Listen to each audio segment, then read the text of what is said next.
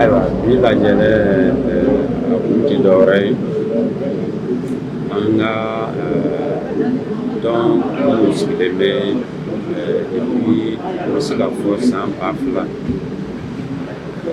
an ka jamana ye sira taabolo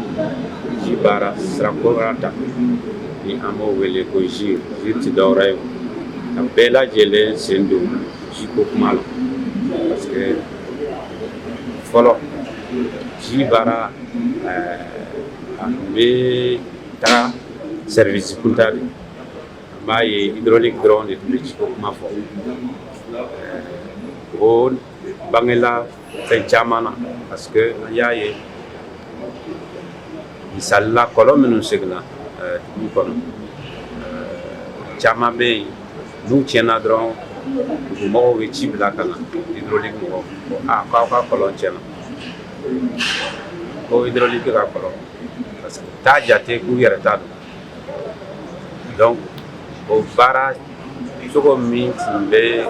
an ka jamana kɔnɔ an ka jamana yɛrɛ kelen tɛ diɲɛ yɛrɛ bɛɛ de kɔnɔ hakilina kura de nana o nana cogo di a hakili b'a la san 1992 filanan y'an ye ba fila kɛra diɲɛ kɔnɔ ni an b'o wele ni fɔlɔ kɛra Dublin filanan kɛra Brésil ni kɛra Rio hakilina kura de nana ka fɔ yɛlɛma ka don ci baara cogo la o de nana ni JIR hakilina ye walasa k'o waleya fɔ ka jama de sɔrɔ tɔn de sɔrɔ sigidaw la min bɛ se ka mɔgɔw lafaamuya ka mɔgɔw lakalan taabolo kura in na o tɔn minnu sigila an fɛ yan an bɛ se k'a fɔ dama dama tun sigila yan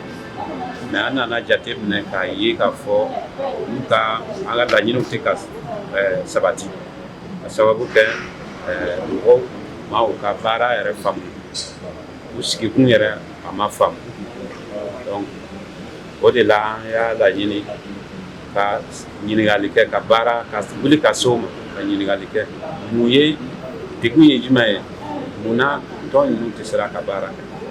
degun minnu b'u kan k'u dɔn ayiwa o bɛ se ka kunbɛn cogo min fana k'o dɔn donc o baaraw kɛra consultant fɛ donc ɲɔgɔn ye kun tɛ dɔwɛrɛ ye